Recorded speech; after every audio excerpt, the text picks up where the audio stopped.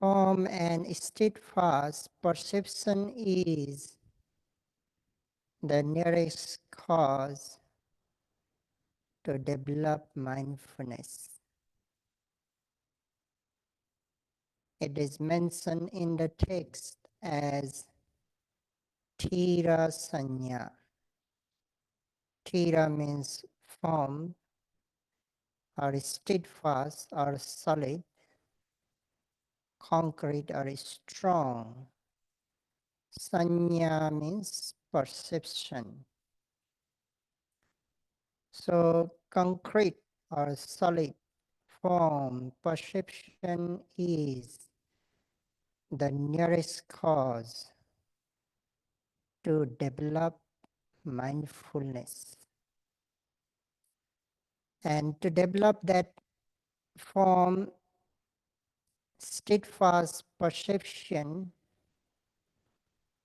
repeated application of accurate aiming, and sufficient energy is required.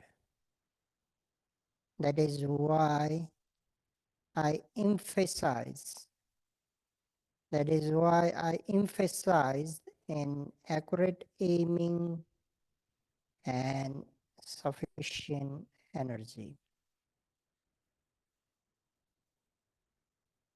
Perception has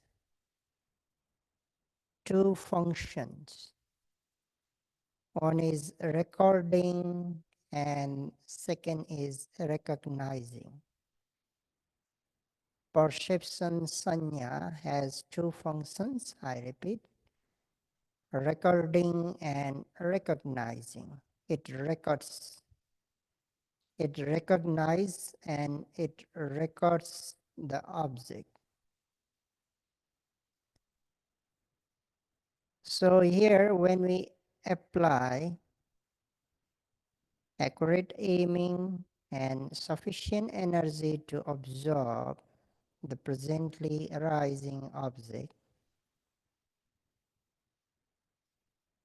by observing as perception records, rising as rising, falling as falling, thinking as thinking, planning as planning, memory as memory, pain as pain, aching as aching, lifting as lifting, dropping as dropping, right step as right step, lifting as lifting, moving as moving, dropping as dropping, and so on. The over and over recording and the recognition become form and steadfast. That is what we are doing each and every moment. Meanwhile, we label, we note each object. That also helps to record. That also helps to recognize the presently arising object. Or labeling, noting, assists to make the perception form and steadfast. That is also why labeling is required. Labeling is important in practice. We keep labeling all the objects, whether sitting, whether walking, or whether in day-to-day activities. And when we keep recording, when we keep observing presently arising object, we should not discriminate good or bad, pleasing or unpleasing. We should not discriminate.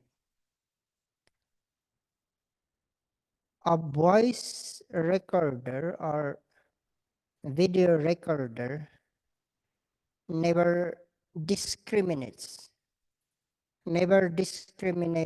good or bad, pleasing or unpleasing. It just records. A video recorder, audio recorder also, it just records good voice or bad voice, pleasing voice or unpleasing voice. Because the task of audio recorder is to record. So do the video recorder. Similarly, when yogis observe the presently arising object, when yogis record the presently arising object, they should not discriminate, they should not analyze, they should not think about that object. Discriminating, analyzing, judging, thinking about that object is not the duty or the task of a yogi. Yogi has only one task or duty to do, that is to observe the presently arising object and to note good or bad, pleasing or unpleasing, wholesome or unwholesome mind. Wholesome or unwholesome mind, we don't discriminate. Wholesome mind also we observe, unwholesome mind also we observe and note. That is the task or duty of a yogi. And that is how the perceptions become strong, steadfast, and it contributes to develop the mindfulness. And mindfulness is sati. We are practicing mindfulness meditation. So this is how mindfulness sati develops. This is how sati develops. So today we talk about the sati. Sati, the root meaning of sati derives from the meaning of to remember, but in the field of meditation, it is the mental power. So it's not about remembering. Generally, we say as awareness or attentiveness, but to understand more about the sati, we need to know the nature or characteristics of sati, mindfulness. Sati has the nature of non-wobbling or non-superficiality is the nature of sati. In the text, the simile is given as a cork or a hollow pumpkin.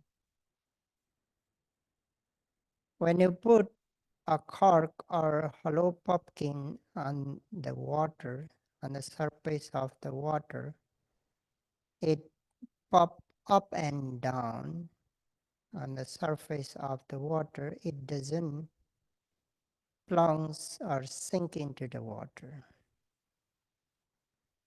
So, in the same way, sati does not skim over or float over the surface of the meditative object. Means it sinks. Sati sinks into the meditative object. Sati plunges into the meditative object. That is the nature, characteristics of sati, non-superficiality. Non-superficiality is the nature of sati.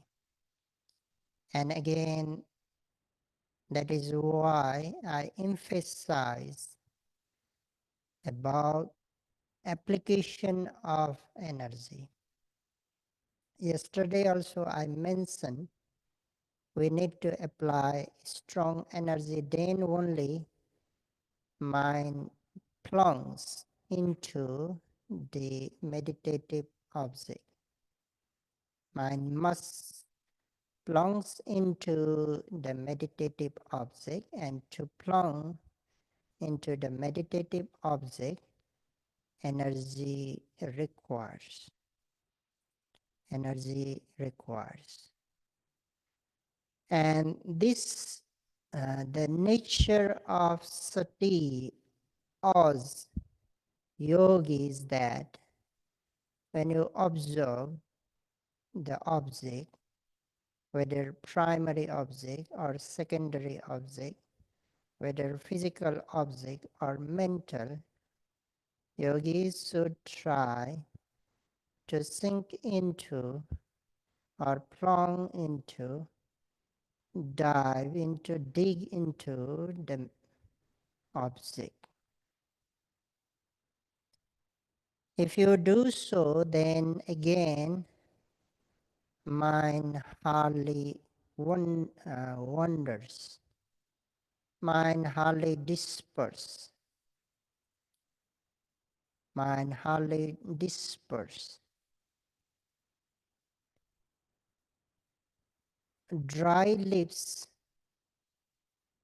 or the small papers can be blown away by the wind easily. But the things which are well buried or well grounded can be easily blown away by the wind. Similarly, if our mind is well buried into the object, well grounded into the object, then mind hardly wanders or mind hardly disperse. In order to minimize the restlessness of the mind, that is what again we need to do. We need to dive into, penetrate into the object. If mind is well penetrated into the object, then mind hardly disperses. So that is the nature, characteristics of sati. And non-forgetfulness is the function of sati mindfulness. When mindfulness is present, when mindfulness is there, it keeps in view the meditative object. It keeps in view. If rising and falling, then rising and falling. If mental objects, then mental objects. Whatever object is present at the moment, mindfulness keeps in view. It does not forget. It does not miss it does not miss the presently arising object. I believe yogis have quite good experience when yogis lack the mindfulness, you forget, you miss the object. You don't know what object was there when mindfulness is not present. But you definitely know the object when mindfulness is present. If rising, then you know, oh, rising. If falling, then falling. If thinking, then thinking.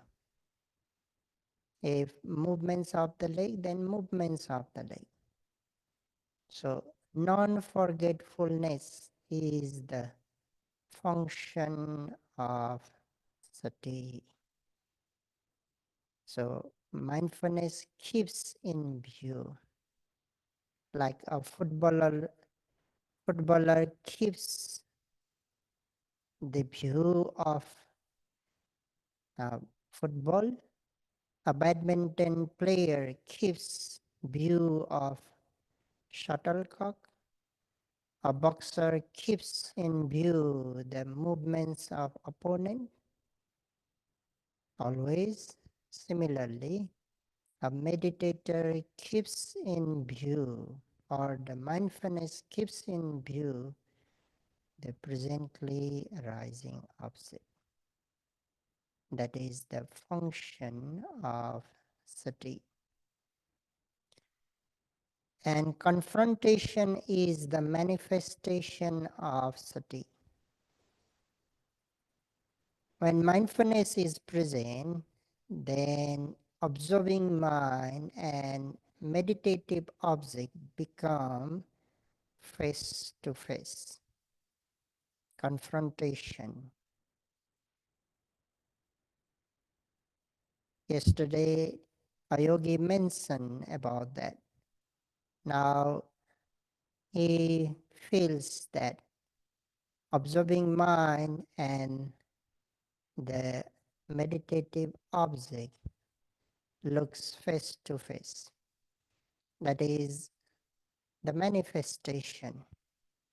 As mindfulness becomes present, or as the mindfulness develops, yogis experience being face to face of meditative object and observing mind. Whatever object arises at the present moment, it looks being face to face. That is the first manifestation. There are two manifestations of sati mindfulness, and confrontation is the first one. The second manifestation of the sati is protection. Protection. When mindfulness is present, then yogis experience the protection in their mind. Mind is being protected. That is why mindfulness is compared with a guard or doorkeeper. Mindfulness is the doorkeeper of the mind stream. As a doorkeeper take cares the certain, like a compound or hotel or of the gate. Similarly, mindfulness protects or take cares of the mind stream. It doesn't admit the unwholesome mind and mentalities. It doesn't admit the unwholesome mind and mentalities. It keeps protecting. That we call in Pali arakha. And it does not just protects, but it defends, it blocks. That we call in Pali avarana. It blocks, it defends. Means when unwholesome mind and mentalities are about to arise, then it defends or it blocks to not to arise. When mindfulness become really strong, yogis come to realize even the mind which is about to wander, which is about to think, which is about to plan, meanwhile, which is the mind which is about to get angry, means the mindfulness knows the, the arising of the unwholesome mind and the mentalities. And when yogis realize in this way, can protect to not to arise those unwholesome mind and mentalities. So mindfulness can block, mindfulness can cloud, mindfulness can defense, like a doorkeeper does. Doorkeeper does not just take care, does not just give permission, does not just admit the bad people, but he or she also defends or blocks when bad people, useless people, are about to enter. Similarly, mindfulness defends and blocks the unwholesome mind and mentalities. That is avarana in Pali. And mind is, when mindfulness protects, defends, and blocks, then mind becomes safe and protected. Safetiness is there, that we call gutti. Now, mind stream is well protected. Mind stream is well protected from defilements, unwholesomeness. That is gutti. And when gutti, mind is safe enough, then freedom is there. Deliverance is there, free from defilements, free from unwholesomenesses. At that time, none of the defilements are present. Neither greed, nor anger, illusion, delusion, envy, conceit, proud, nothing. Nothing is present at that moment. Mind is free from defilements and impurities.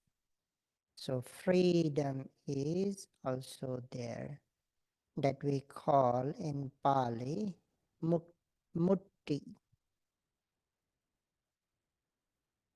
When mindfulness is present, then mind is free from defilements. And when mutti, deliverance, is there, then santi, calmness, is also there. Mind becomes restless, mind becomes wavering, mind becomes shaking due to the presence of defilements or impurities. But when they are not present, mind remains cool and calm. So calmness is there, that we call in Pali santi. In this way, when mindfulness is present or mindfulness develops, all these benefits we can enjoy at once. Araka, protection; avarana, defense and blocking; safetiness, gutti; then deliverance, mutti; and santi, cool and calmness of the mind. When mindfulness develops, we enjoy all these benefits at once. Let's say when we observe rising as rising, if mindfulness is there, all these benefits at once. When we observe falling, if mindfulness is there, then all these benefits at once. Then next rising, next falling. If we observe movements of the leg, lifting as lifting, and mindfulness is there, then again all these benefits. When dropping, if mindfulness is present, then again all these benefits. Whether we do day-to-day activities, if mindfulness is there, then all these benefits. So whenever mindfulness is present, we enjoy all these benefits at once. If we calculate by time period, if for a second mindfulness is there, then we enjoy these benefits. If mindfulness is there for 1 minute continuously, then 60 times we enjoy these benefits.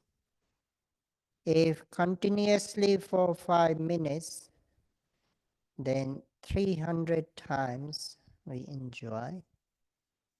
If it is for an hour, then 3,600 times we enjoy these benefits.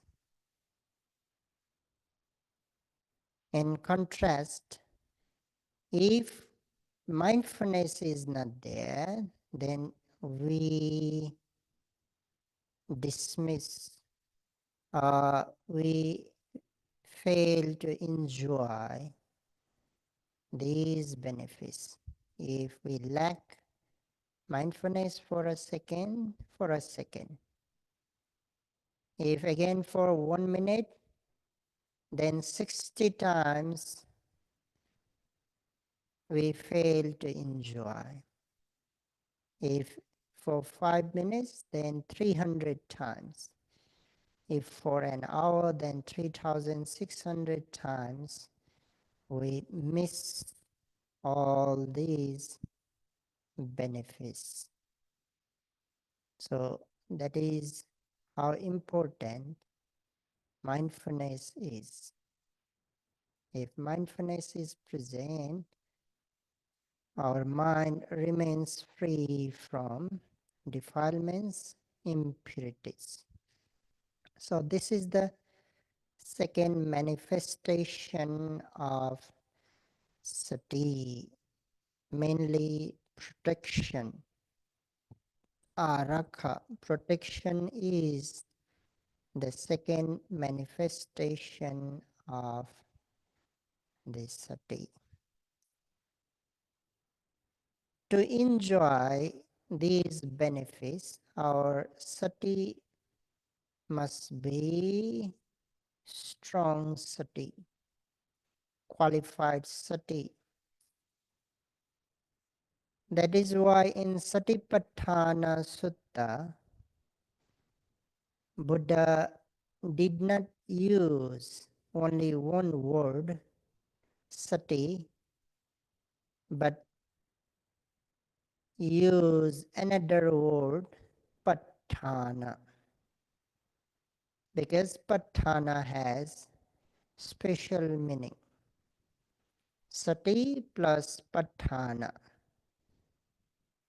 Patthana is close establishment. The sati which establishes closely to the meditative object, that kind of sati requires. That is again the general meaning of patthana. If we dive into the patthana, commentaries explain the meanings of pa, prefix pa. It has special meaning. And that is, the first one is the rushing towards the meditative object. The mindfulness which rush towards the meditative object and establish closely to the meditative object. That kind of sati is needed. It establishes closely, it penetrates into the meditative object with immediacy. It rushes towards the meditative object, no delay. So this is the first meaning of pa, prefix pa. And second meaning of prefix pa is form grasping. When meditators observe the object, they have to grasp firmly. When a farmer harvests the rice, he or she has to grasp firmly the bushel of rice so that he or she can cut with a sickle. Similarly, yogis have to grasp or seize the meditative object firmly. Mind must stick, mind must mind must be connected to the meditative object so that it hardly departs or disjoins from the meditative object. Mind must be well sticked. So that meaning gives from the pa again. And the another meaning is observing entirely, means from beginning to the end. When we observe rising as rising, have to observe from beginning to the end. When we observe falling, again beginning to the end. If we observe movements of the leg, then if right step, from the beginning to the end. If left step, then beginning to the end. Lifting, beginning to the end, moving, beginning to the end, dropping, beginning to the end. When we perform day-to-day activities, then from beginning to the end. If stretching, not partially, beginning to the end of stretching. So entire object should be covered. That is the third meaning given by the prefix pa. And the last one is continuous observation is needed.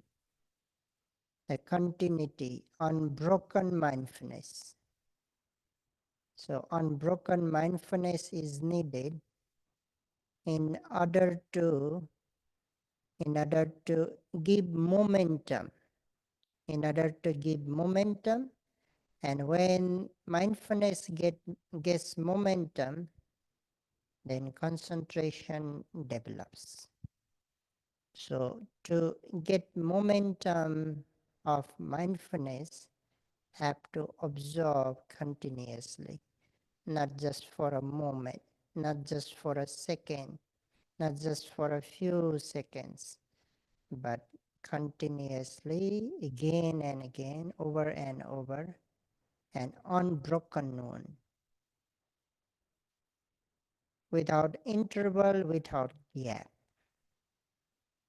So that kind of mindfulness is needed, required. That's why in Satipatthana discourse, Buddha did not use only sati, but along with patthana, mentioned as satipatthana.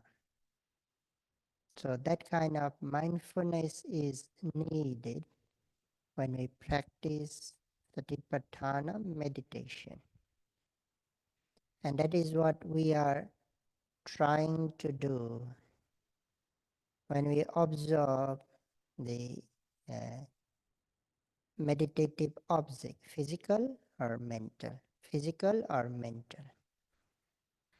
When we observe rising, we try our best to establish our mind closely.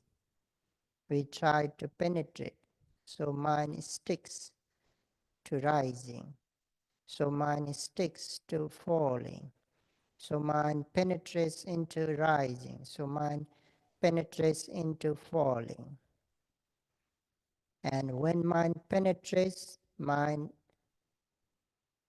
hardly disperses, mind hardly departs from that meditative object.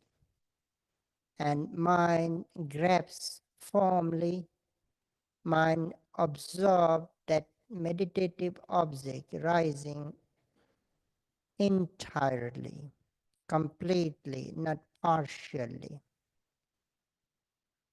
By observing completely, entirely, we can see the nature involving there, consisting there.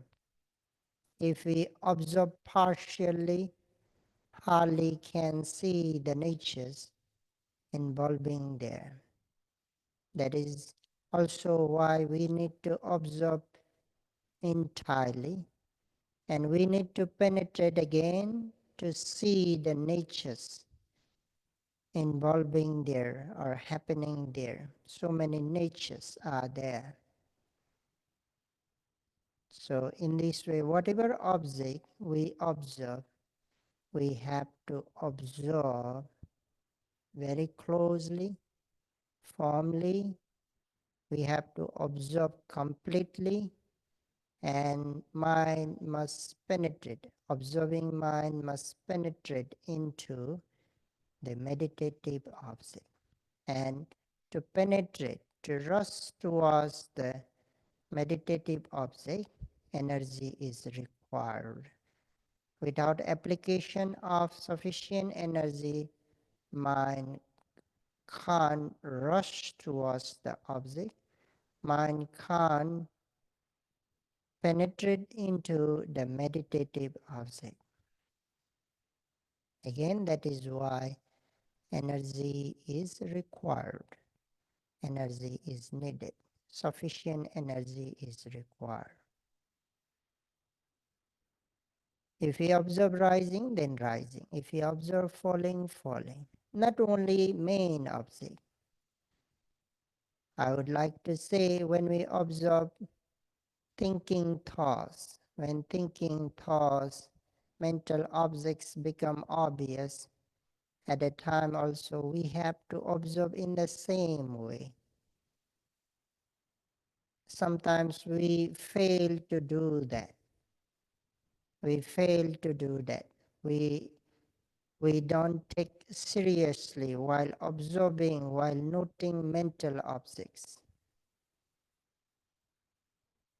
Just consider yourself whether you are observing in the same way like you do rising, falling, when you observe rising and falling, and when you observe the mental objects are not. We try our best to observe rising and falling precisely, meticulously, but when we observe mental objects, at times we fail to do. Similarly, when we observe unpleasant sensation, we fail to do. When we do walking, we try our best, but when we perform day-to-day activities, we fail to do. So we have to observe all objects. We have to observe all the objects in the same way, whether it is rising and falling, whether it is mental objects or physical sensations, whether it's movements of the leg, movement of leg, or whether it is daily performance. We have to observe precisely, meticulously, or as I just mentioned, mind should establish closely, firmly, steadfastly, or not superficially. Mind must penetrate into those objects. Then only we can enjoy the benefits that I have just mentioned. Then the mind remains protected. Then the mind remains protected from impurities, defilements. Then the mindfulness does its duty. It protects the mind, it defends, it blocks, it keeps our mind safe. Guardianship will be there. Then mind remains free from impurities. Then the calmness develops. Right now, you may or may not realize by yourself the freedom, the calmness of the mind. But if mindfulness is there, definitely freedom is there. If mindfulness is there, definitely the calmness of mind is there. It is subtle right now. Later it becomes predominant. It becomes predominant. Freedom becomes predominant. Deliverance becomes predominant. Calmness, coolness become predominant. At that time, yogis experience by themselves, oh, mind is really free from impurities. Oh, mind is really calm, cool and calm. Mind is peaceful. So, intuitive experience will be there. Personal experience will be there. When we become able to develop strong mindfulness, when we become able to develop unbroken mindfulness. you may not be able to experience because your mindfulness is yet to be continuous. As mindfulness becomes continuous, it becomes quite obvious. So in this way, we can enjoy the immediate benefits of having mindfulness. And again, when santi, calmness, peacefulness is there, then at that time, we can enjoy joy also, mental bliss also. That is what we call viveka sukha. Viveka means seclusion. Sukha means happiness. Mind is free from defilements, impurities, so seclusion is there. And when seclusion is there, automatically mental joy, rapture, or mental bliss develops. Mental bliss develops. That is what we call viveka sukha. Seclusion, happiness generated by seclusion of mind.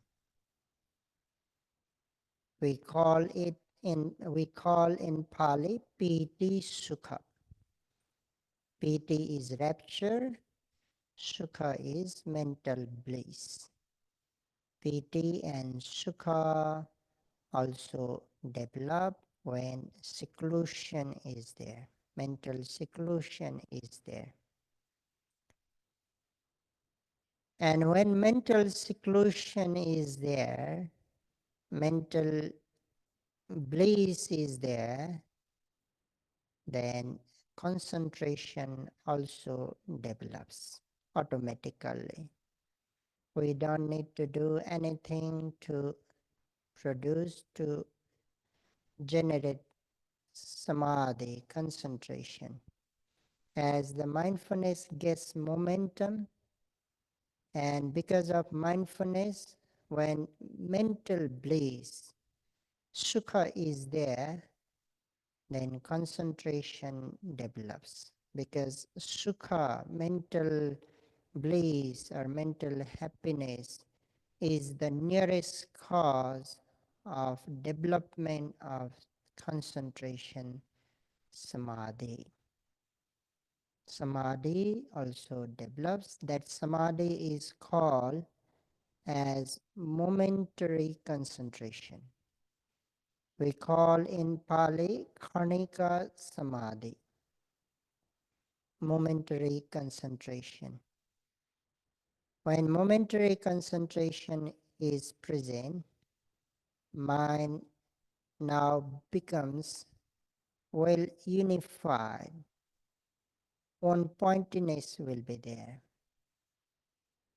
because concentration unifies, collects the mind and the co-arising mentalities into an object. It unifies, it collects, it does not let the mind and mentalities to disperse. It unifies the mind. Hence, mind becomes calm and collective. Collectiveness develops. And not the development of the collectiveness of the mind, but also samadhi dispels the impurities or the defilements of mind momentarily.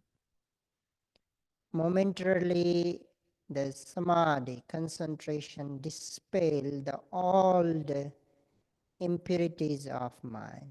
We call in Pali Dadanga Pahana. Dadanga means for that moment, for that moment. For that moments mean when the samadhi concentration is present, at that moment it dispels all the obsessive kilesas for moment. So samadhi dispels the obsessive kilesas. So again, at that moment, impurities are not present. Then the mind becomes more calm, more peace. When sati is there, sati protects the mind, sati defends, sati keeps mind safe and protected. Because of that, deliverance is there and calmness. But as the samadhi develops, mind even become more pure because it dispels obsessive kilesas. And when mind become more pure and clean, the mental joy, mental rapture, and mental bliss become stronger, become even more stronger. That is what yogis experience when samadhi develops. Yogis feel more joy, more bliss, mental bliss, more delightfulness while concentration is present.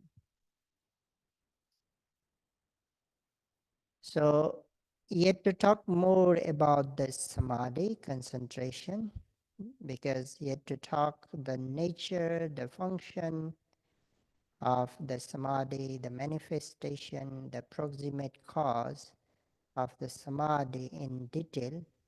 Today we are talking mainly about the sati and talking how sati permits samadhi to develop.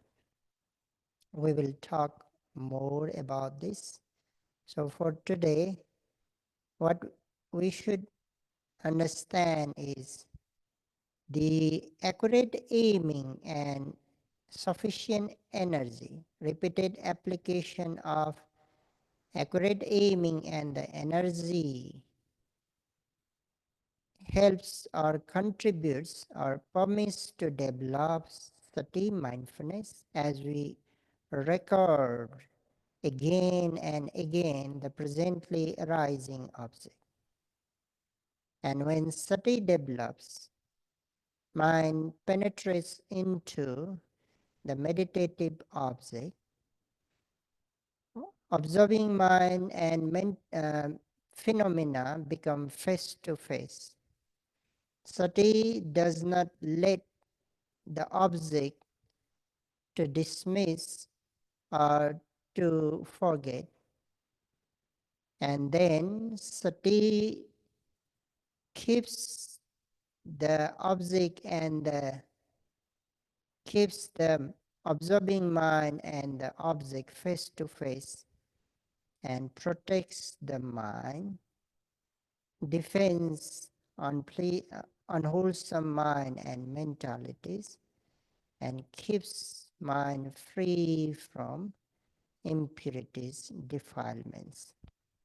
So these are the benefits of development of sati. So knowing the immediate benefits, as I have mentioned, if sati is there for a moment, for a second, we can enjoy all these benefits consciously, unconsciously, whether you know or not.